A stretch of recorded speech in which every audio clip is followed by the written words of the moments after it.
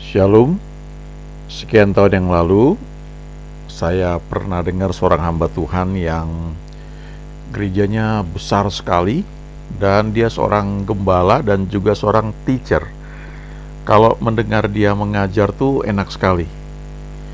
Hati gembalanya tuh terasa, dan juga dia karena dia seorang teacher, pengajar, maka firman yang dia sampaikan itu sangat enak, tertata dengan rapi dan juga penuh urapan, ya. Sangat diberkati lah kalau mendengar dia. Waktu itu dia pernah bagikan satu khotbah yang saya nggak lupa sampai sekarang, yang menyangkut soal waktu. Jadi dia ceritakan bahwa dalam kehidupan kita ini kita belajar banyak hal, lalu ada masanya ujian, ya. Ujian yang dihadapi pemimpin, ujian yang dihadapi murid-murid Kristus, juga ujian yang kita hadapi, ya. Dan namanya ujian ya nggak nyaman gitu ya. Jadi kita nggak hanya terima, tapi itu saatnya kita mempraktekkan apa yang kita sudah tahu. Yang pertama dia bicara mengenai ujian waktu. Jadi kita tahu Pengkhotbah 3 ayat 11a, Tuhan membuat segala sesuatu menjadi indah pada waktunya. Jadi kadang-kadang sesuatu yang kita pikir harusnya sudah jadi, ya, tapi ada waktu yang dibutuhkan yang kadang-kadang kita nggak mengerti, ya. Tapi kalau kita belajar berjalan bersama Tuhan, maka setiap waktu yang kita lalui itu merupakan waktu persiapan, dan itu nggak pernah sia-sia. Misalnya saja kalau kita lihat kehidupan Yusuf, waktu dia di penjara, dia masuk penjara bukan karena kesalahan dia. Bahkan awalnya dia dijual oleh abang-abangnya sebagai budak, itu juga bukan kesalahan dia, ya. Karena abang-abangnya merasa iri, dia lebih disayang oleh ayah mereka. Nah, kemudian waktu dia masuk penjara, dia sempat minta tolong sama kepala juru minuman yang pernah dia artikan mimpinya waktu kepala juru minuman itu sedang di penjara juga. Tapi ketika kepala juru minuman itu sudah keluar dari penjara, Yusuf itu titip pesan, nanti kalau kamu sudah kerja kembali, ya, kembali ke hadapan Firaun, tolong ingat aku ya, karena aku masuk di sini juga bukan karena kesalahan aku. Tapi kita baca di Alkitab, Yusuf itu dilupakan, dan gak tanggung-tanggung 2 tahun dilupakan. Sampai satu saat Firaun itu mimpi dan dia gelisah, gak ada yang bisa mengartikannya. Lalu kepala juru minuman baru ingat bahwa ada orang namanya Yusuf waktu itu di penjara yang dia kenal bisa mengartikan mimpi. Dan akhirnya Yusuf muncul, dia bisa terangkan arti mimpi Firaun, dan kemudian dia langsung jadi penguasa di Mesir. Waktu dia jadi penguasa di Mesir itu merupakan waktu yang tepat untuk dia keluar dari penjara. Kalau dia keluar lebih cepat, dia paling pulang kampung, ya. Nggak jadi impiannya itu. Tapi ketika dia keluar pada waktu yang tepat, dia menjadi Perdana Menteri di Mesir. Jadi ada ujian waktu, ya, tentu perlu kesabaran untuk hal ini.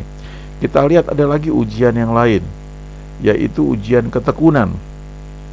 Yakobus 1 ayat 2 dan 3 berkata, saudara-saudaraku, anggaplah sebagai suatu kebahagiaan apabila kamu jatuh ke dalam berbagai-bagai pencobaan, sebab kamu tahu bahwa ujian terhadap imanmu itu menghasilkan ketekunan.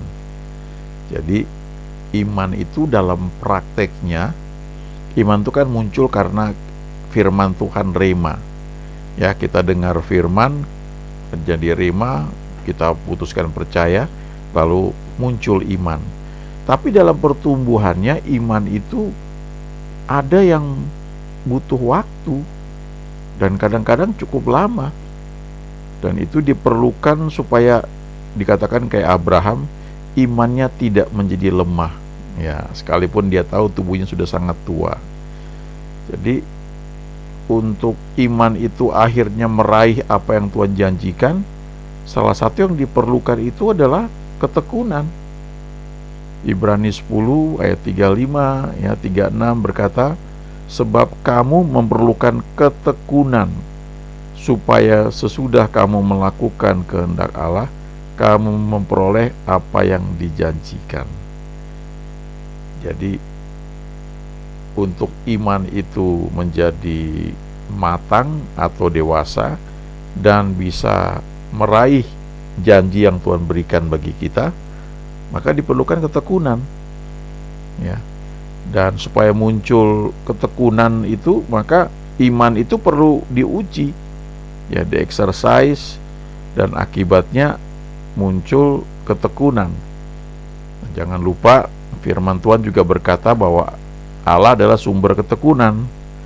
Jadi kita yang sudah terima Tuhan Yesus, dalam hati kita itu ada Tuhan ya, tubuh kita ini bait Roh Kudus. Jadi waktu iman kita sedang diuji ya, itu akan muncul ketekunan. Dari mana munculnya itu? Dari Tuhan, karena dikatakan Allah adalah sumber ketekunan. Dan karena dia ada dalam hati kita, maka ketekunan itu, benihnya itu kita punya sebenarnya. Cuma untuk bisa terwujud, ya perlu menghadapi ujian. Di situ baru karakter ketekunan itu akan muncul ya. Kita dibentuk menjadi orang-orang yang kuat. Ujian terhadap iman kita itu menghasilkan ketekunan. Dan Yakobus memberikan tips praktis ya, kalau menghadapi ujian. Dia bilang, anggaplah sebagai suatu kebahagiaan apabila kamu jatuh ke dalam berbagai-bagai pencobaan. Ya, jadi kalau kita mungkin kerja ya, pulang itu misalnya dijemput ya, naik mobil, mungkin itu relatif nyaman ya, relatif enak lah. Tapi kadang-kadang ada juga situasi tertentu, mungkin belum punya kendaraan, harus naik kendaraan umum, dan ada hal-hal yang perlu dikerjakan yang membutuhkan ketekunan. Dan ketekunan itu dikatakan, kalau lebih lanjut dibaca surat Yakobus ini, kalau ketekunan itu sudah memperoleh kematangan, maka dikatakan kita menjadi utuh, jadi sempurna, tidak kurangan satu apapun. Jadi kita lihat ya, ada ujian waktu, ada ujian ketekunan. Dan ketekunan itu ya menyangkut waktu juga. Yang berikutnya, Daniel 6 ayat 11. Demi didengar Daniel bahwa surat perintah itu telah dibuat, pergilah ia ke rumahnya. Dalam kamar atasnya ada tingkap-tingkap yang terbuka ke arah Yerusalem. 3 kali sehari ia berlutut, berdoa serta memuji Allahnya, seperti yang biasa dilakukannya. Nah, kita lihat di sini ada ujian kesetiaan yang Daniel sedang hadapi. Karena dia setia memuji, menyembah Tuhan 3 kali sehari, dia berlutut. Tapi kemudian keluar surat perintah, larangan untuk berdoa atau menyembah Allah lain.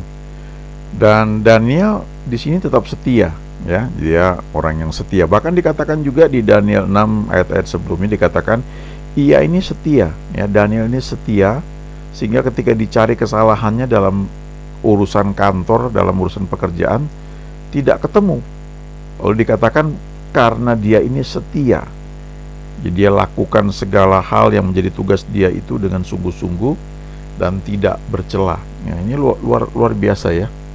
Alkitab juga berkata di kitab Amsal ya, banyak orang menyebut diri baik hati, tetapi orang yang setia, siapakah yang mendapatkannya? Setia itu menyangkut waktu ya, menyangkut waktu, salah satunya menyangkut waktu ya, tapi juga menyangkut hal-hal yang lain ya, kesetiaan. Jadi kita lihat di sini ada ujian waktu ya. Kita perlu izinkan Tuhan mengatur hidup kita supaya kita dalam track-nya Tuhan, dan juga dalam agendanya Tuhan yang menyangkut waktu. Kalau kita terlalu cepat muncul, itu kayak di karbit ya, hasilnya juga nggak bagus ya, karena waktu itu membentuk kita menjadi matang. Tentunya harus lulus juga dalam setiap proses yang diujikan. Lalu ada ujian ketekunan tadi ya, udah saya bagikan. Itu menyangkut waktu juga. Tekun itu diperlukan ketika mengerjakan sesuatu, butuh waktu dan nampaknya belum ada hasilnya, tetap dikerjakan dengan setia. Ya, itu ketekunan. Baru yang ketiga ini ujian kesetiaan. Dan Daniel setia tidak hanya dalam bidang kerohanian, 3 kali sehari ia berlutut, berdoa serta memuji Allahnya seperti yang biasa dilakukannya. Tapi ternyata dia itu juga orang yang setia dalam pekerjaan kantornya. Jadi dicari kesalahannya dalam soal pekerjaan tuh nggak ketemu. Hebat ya. Kadang-kadang ada orang-orang yang mungkin bahkan di kantor dia terima telepon untuk konseling ya, padahal itu jam kantor. Nah, itu tidak setia dalam pekerjaan yang dipercayakan. Tapi pelayanannya mungkin setia, tapi di pekerjaannya itu ternyata dia miss ya. Dia perlu belajar lebih jauh lagi. Nah, ini semua bagian dari ujian yang diperlukan agar seseorang itu menjadi dewasa secara rohani. Kalau kita baca Paulus sendiri, dia pernah berseru ya, dikatakan ada utusan iblis yang dikirim untuk menggocoh dia supaya dia itu tidak meninggikan diri karena banyaknya pewahyuan yang dia terima ya. Dan dikatakan dia sudah 3 kali berseru ya supaya utusan iblis itu undur dari dia, tapi firman Tuhan berkata, cukuplah kasih karuniaku bagimu ya, sebab dalam kelemahan justru kuasaku menjadi sempurna. Nah, Paulus juga ngalami itu ya, bukan hanya ujian waktu, tapi ada ujian ketekunan, kemudian ujian kesetiaan ya. Apakah kita tetap setia mengikut Tuhan ketika yang kita doakan, kita harapkan itu belum terjadi ya? Memang unik ya, saya juga melihat ada orang-orang, teman-teman yang salah satu yang saya tahu ya sudah dapat nubuat akan bla bla bla bla ya, akan luar biasa, tapi justru setelah dinubuatkan kok makin turun kelihatannya ya, sampai saya berpikir nubuatnya mungkin salah. Tapi akhirnya setelah lewat beberapa tahun, apa yang dinubuatkan itu terjadi. Ya, jadi di sini kita belajar ada yang namanya ujian waktu, ada ujian kesetiaan, ya, ada ujian ketekunan. Kalau kita tidak lulus dalam ujian tersebut, apalagi karena masalah status atau masalah orang-orang yang kita kenal dalam satu organisasi, mungkin kita bisa dapat kemudahan sehingga kita tidak melalui ujian waktu atau ujian kesetiaan atau ujian ketekunan ya. Hasilnya ya sayang, kita sendiri menjadi tidak dewasa ya, tidak matang. Yang berikutnya ini juga menyangkut waktu ya. Ya, ini namanya ujian kesabaran. Dikatakan di Ibrani 6 ayat 12, agar kamu jangan menjadi lamban, tetapi menjadi penurut mereka yang oleh iman dan kesabaran mendapat bagian dalam apa yang dijanjikan Allah. Jadi ternyata iman sendiri itu ketika bertumbuh ya, itu membutuhkan juga kesabaran ya, perlu tekun melakukan kehendak Allah supaya sesudah melakukan apa yang Tuhan perintahkan, nah, kita tetap tekun dan akhirnya kita memperoleh apa yang Tuhan janjikan. Nah, kita baca ternyata setelah ada iman perlu ketekunan. Lalu kita baca lagi di bagian lain ya, bahwa iman itu perlu juga dipadukan dengan kesabaran.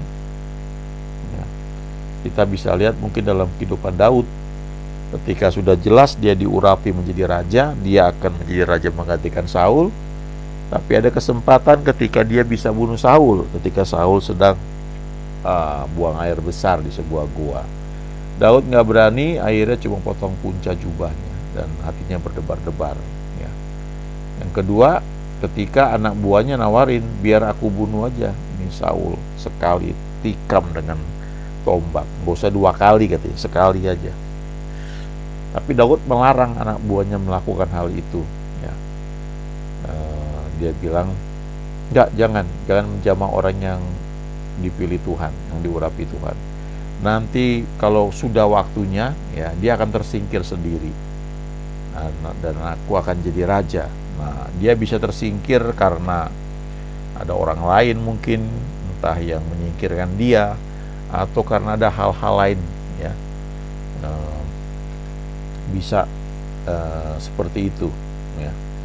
Jadi perlu kesabaran, perlu ketekunan, perlu kesetiaan. Semuanya itu menyangkut waktu, ya, ujian waktu.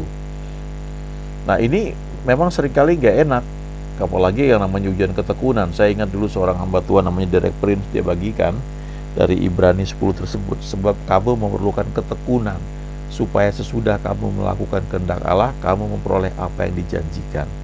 Lalu dia bilang, ketekunan itu seperti kalau kita buat kue, ya, kita sudah campur ini antara telur, tepung terigu, kemudian gula, lalu coklat mungkin, ya. Kita udah siap, udah pakai mixer, diaduk bahannya begitu rupa, tapi kemudian ketika itu mau jadi kue, maka harus dipanggang. Nah, waktu dipanggang ini seperti ujian, ya, terhadap iman kita supaya dihasilkan ketekunan. Gak enak secara daging, ya, tapi itu bagian dari pembentukan supaya kita ini menjadi orang-orang yang dewasa, yang tidak mager, yang tidak malas gerak, tidak manja, ya. Bukan manja mandi jarang, bukan, ya, tapi maksudnya ya dewasa, ya, tidak kekanak-kanakan. Itu bagian yang diperlukan, apalagi kalau kita memang disiapkan untuk jadi pemimpin, jadi leader, apalagi leader organisasi yang besar. Entah apakah itu menyangkut pekerjaan di kantor, ataukah gereja, ya, atau pelayanan lainnya, ya. Nah, bagaimana kita bisa lulus dalam ujian-ujian tersebut, ya, yang menyangkut waktu? Ada ujian ketekunan, ada ujian kesabaran, ya, ada ujian kesetiaan. Nah, itu semua bisa kita peroleh ketika kita fokus kepada Tuhan, seperti Henokh di Kejadian 5 ayat 24. Enoch walk with God, ya. Henokh itu hidup bergaul dengan Allah. Karena dia hidup bergaul dengan Allah, maka dia ketularan apa yang baik dalam diri Allah yang dia sembah itu. Ya, memang gak ditulis di Alkitab dengan jelas, ya, tentang hal itu, tapi kita bisa lihat dari banyak contoh bahwa ketika orang bergaul dengan Tuhan, maka dia mulai diubahkan, ya. Dia mulai menerima apa yang Tuhan punya itu, mulai ketularan kepada dia, ya. Jadi kalau kita bergaul dengan Tuhan, kita butuh ketekunan. Alkitab mengatakan Allah adalah sumber ketekunan, ya. Jadi bergaul dengan Tuhan, arahkan mata kita kepada Dia, maka dengan sendirinya setiap ujian yang kita hadapi, kita bisa bukan hanya bisa lulus, ya, tapi kita bisa enjoy, ya, bisa nikmati itu sebagai sesuatu yang wajar tanpa kekhawatiran, ya. Jadi berjalanlah dengan Tuhan, bergaullah dengan Tuhan seperti Henokh. Enoch walk with God. Dia berjalan bersama Tuhan selama 300 tahun lagi. Kita baca di kitab Kejadian itu, dan kemudian dalam 300 tahun itu dia punya anak laki-laki, punya anak-anak perempuan. Artinya dia hidup normal, ya, sebagai manusia. Nah, itu terjadi, ya, dalam kehidupan Henokh. Kita bisa pakai ini sebagai contoh dalam hidup kita. Amin.